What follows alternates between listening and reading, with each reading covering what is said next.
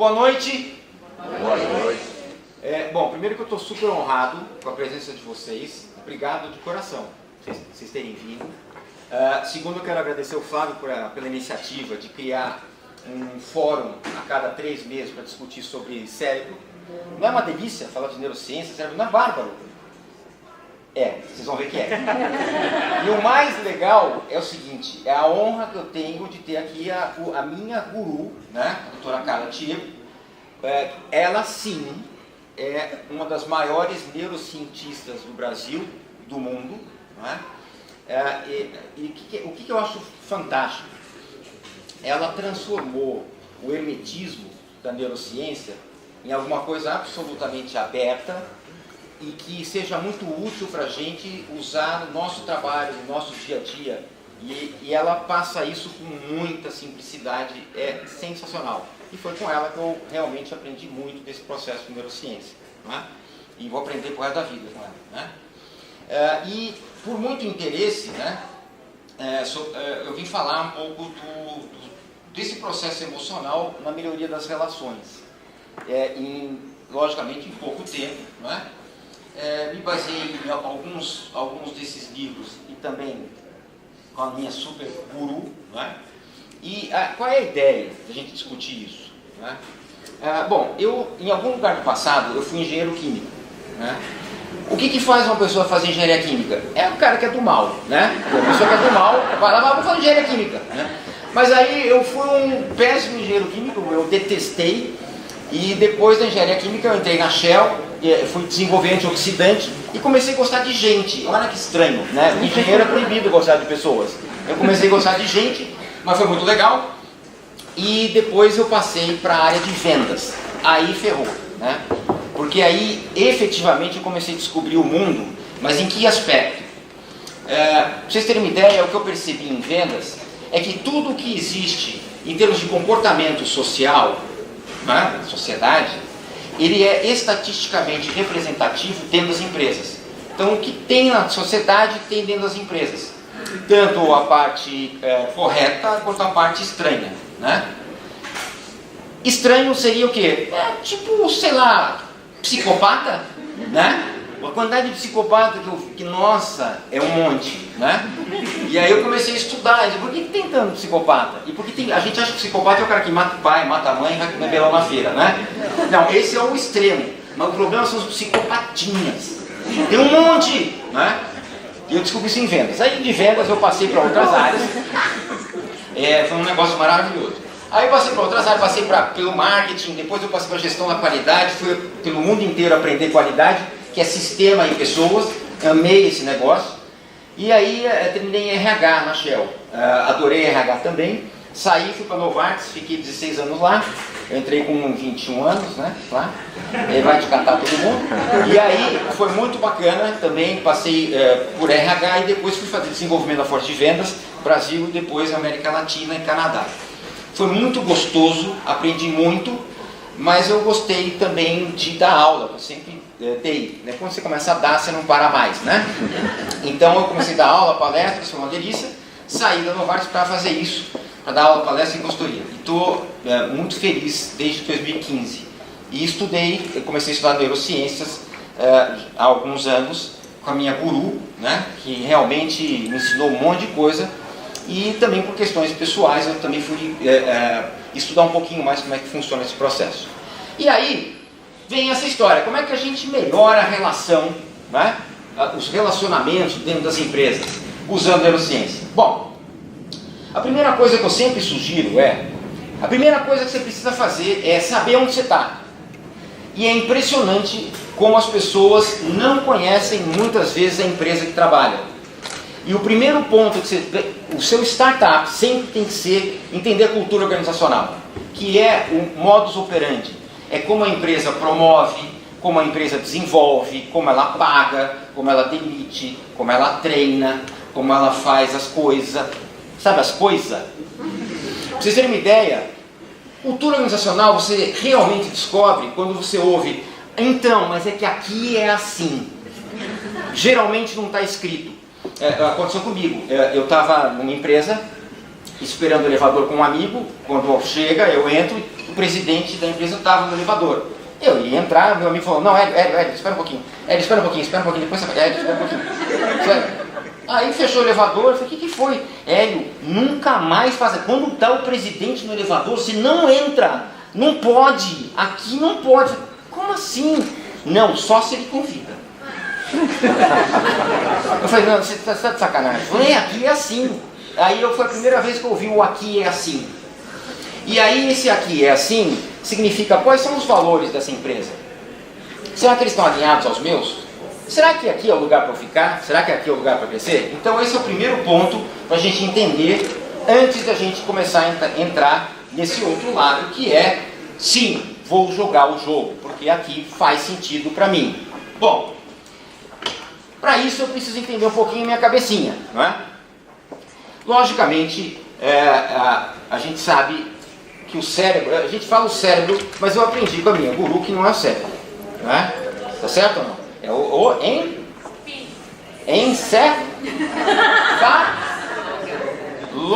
né?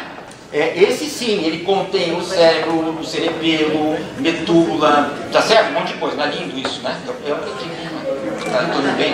Tudo bem, obrigado. Então assim, uma coisa que a gente entende é que o encéfalo ele tem o quê? Tem neurônio, tem neurotransmissores, né?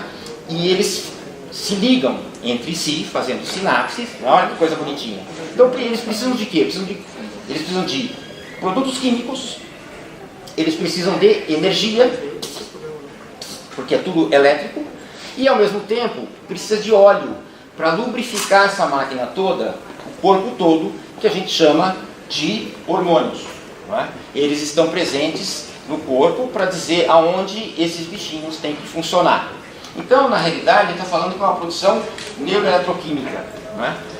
Fácil, tranquilo, não é? Então. Mas dá uma olhadinha. O ser humano médio tem 70 quilos, tá? O médio. O miserável, tem gente que tem menos, né?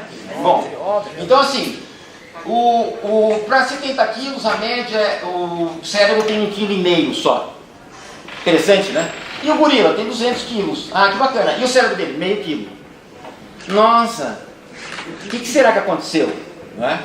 Então, tem várias teorias. Uma delas é que desde a criação do fogo para cozinhar, o Homo, né, a espécie Homo, começou a comer melhor, ingerir mais alimentos, mais proteínas, mais gordura, e começou a acumular melhor isso. Então, o que aconteceu nessa história toda? É que o cérebro começou a crescer também. Ele começou a... O cérebro é 25% da energia, mais ou menos, né? 20% da energia nossa vai para o cérebro. 1,5 kg é 20% da nossa energia inteira. Né? E ele, tendo mais energia, ele foi crescendo. Os neurônios se multiplicaram. Não é? E o que aconteceu nessa história toda? À medida que a gente foi evoluindo, vocês podem perceber que o que tem de diferente do Homo sapiens, que é o último, para os outros, vocês podem perceber que essa parte aqui da frente, a nossa é mais redondinha. O resto era meio chapado, não era? Então, a gente cresceu com essa parte aqui da frente também. Como assim? Não é? O cérebro cortado, né, logicamente, ele tem algumas partes. A parte que a gente desenvolveu profundamente mais que os outros mamíferos, né, é essa parte aqui, chamada córtex pré-frontal. Aqui a coisa rola. Aqui é um negócio, aqui é um negócio. É aqui. Só que aqui acontece só depois que aqui acontece. Que é o sistema límbico, é a parte emocional. Ela acontece primeiro. E ela acontece rápido. Ela acontece em 0,80 milissegundos. Aí, conforme a situação, vem para cá. Olha que interessante. E é sobre isso que eu quero falar. Não é? Por quê? O sistema límbico é responsável pelas emoções. Emoção é movimento. Vem do emovere, mover para fora.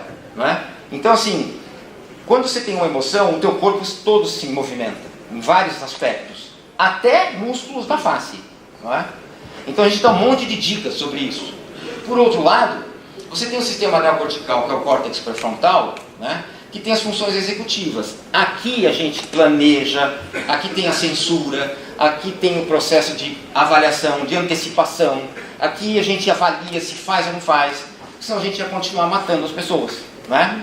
Aqui, então, por causa do pré-frontal, a gente não mata mais, assim, né? A vontade está lá, não é?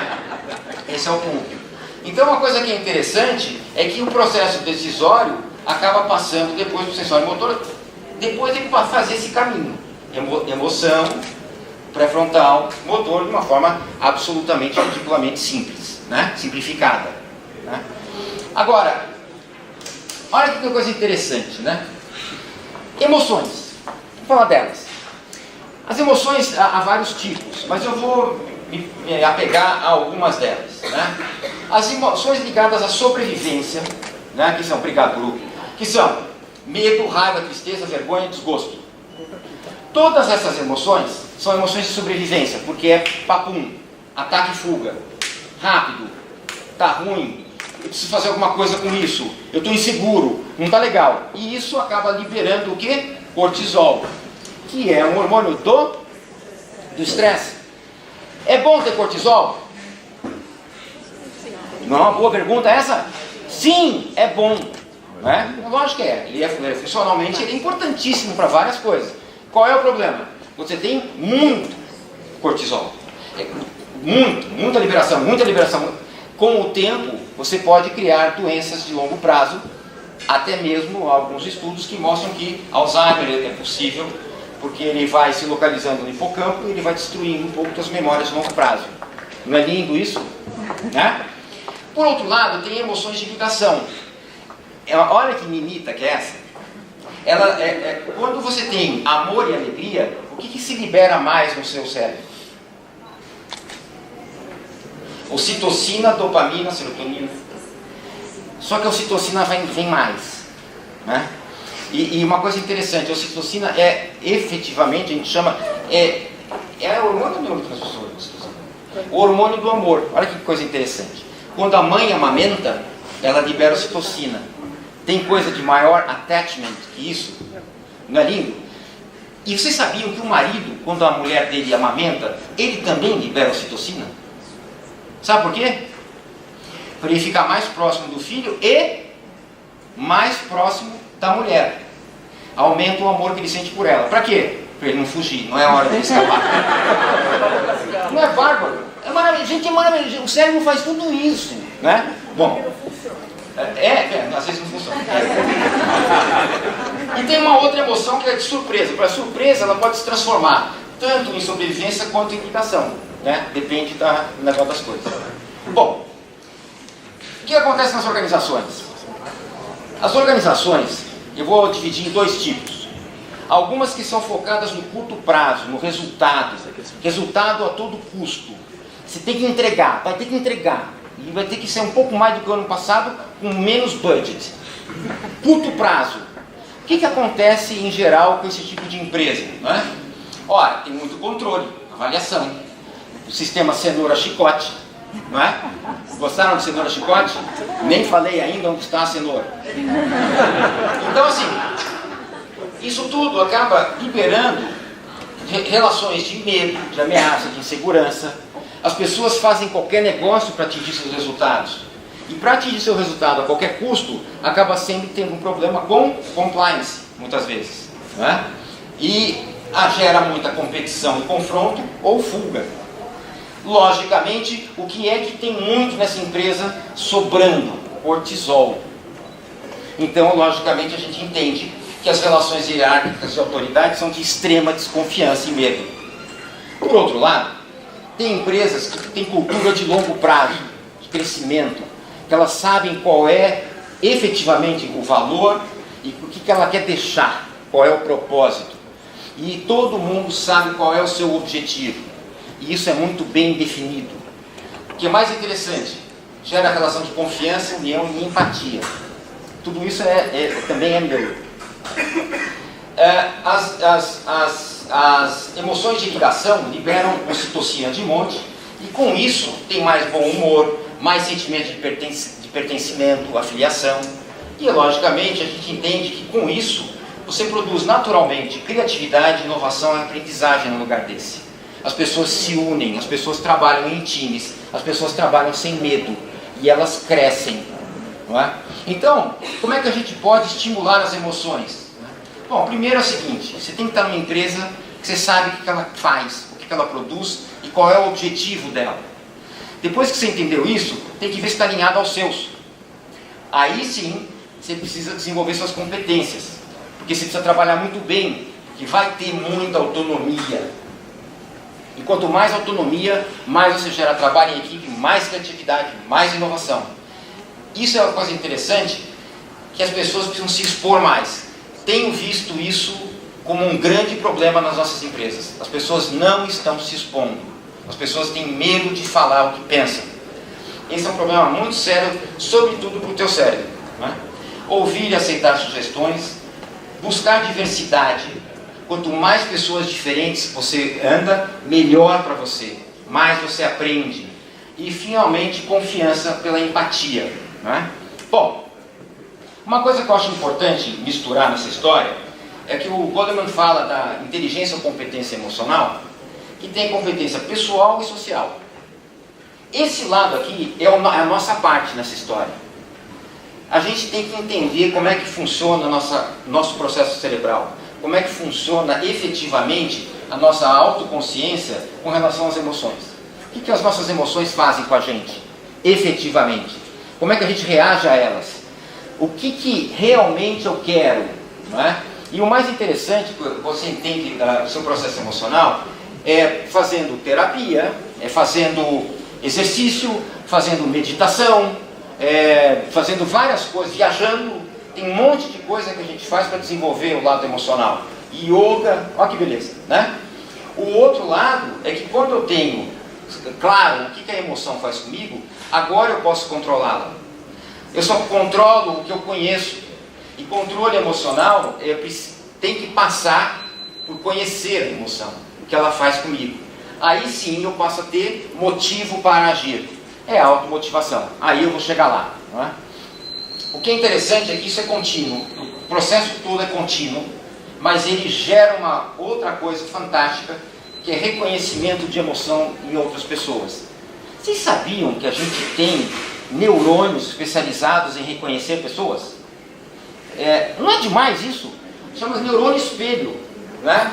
A teoria da mente, que a Chris Frisch desenvolveu, basicamente é um estudo de neurônios que servem para avaliar o outro. Você entender o sentimento do outro e poder reagir frente a eles. E isso, definitivamente, é a parte neurológica da empatia. A gente tem neurônio que serve para fazer empatia. Não é sensacional isso? É lógico que quando você tem todo esse processo funcionando, a habilidade de relacionamento pessoal, interpessoal, acontece naturalmente. Mas você precisa estudar sempre o processo da inteligência política, aonde você está. Porque tudo isso é um conjunto de coisas, né? E aí, como é que a gente mede? Quais são os indicadores nas empresas para a gente perceber quando as relações melhoram? Porque o ambiente é melhor. Avaliando o gerenciamento de conflito, né? Uma coisa interessante no conflito é que ele pode ser mais egocentrado ou autocentrado, né? Quanto mais egocentrado, segundo Thomas Kilmann, quanto mais egocentrado, mais você reage por competição e por fuga. Quanto mais autocentrado, mais você colabora, se adapta ou faz concessão. O outro já começa a fazer parte. Então você tem que perceber nessas empresas onde vocês trabalham, que tipo de conflito é mais comum. Isso já é um grande indicador de qual é o nível de ocitocina/cortisol dentro das empresas. E é interessante que quanto mais esse lado acontece, mais cortisol, mais sobrevivência. Quanto mais esse lado acontece, mais ocitocina, mais ligação, mais feliz você trabalha, melhor e com muito mais qualidade são as relações. Só um exemplo para encerrar. Foi feito um estudo no jornal de medicina europeu, avaliando justamente essas reações, né, de conflito, e eles perceberam que quem pratica Aikido, o que acontece? Aumentam todas as formas de você fazer conflito pelo lado da ocitocina, né? Aumenta a colaboração, aumenta a acomodação e diminui competição e fuga. Olha que coisa interessante como tudo isso tem ligação. Por isso que também o processo físico entra no desenvolvimento cerebral, né? Quer dizer, então, basicamente, qual é a conclusão dessa história toda? Primeiro é o seguinte: saiba onde raio que você está, não é? Empresa que é ruim, você vai ser ruim. Empresa que pressiona, que gera conflito, mas pelo lado do confronto, traz cortisol, traz coisa ruim, não é? Por outro lado, se empresa onde você acredita no produto, você concorda com o produto, você tem avaliação e alinhamento, você cresce junto, você trabalha com tesão, você trabalha sem medo, você fala, você diz o que você pensa, mas sempre dentro da cultura organizacional. Você tem que respeitar o modus operandi da empresa. Isso é o que garante o teu futuro e a tua carreira. Fechou? Era isso que eu queria falar para vocês. Obrigado.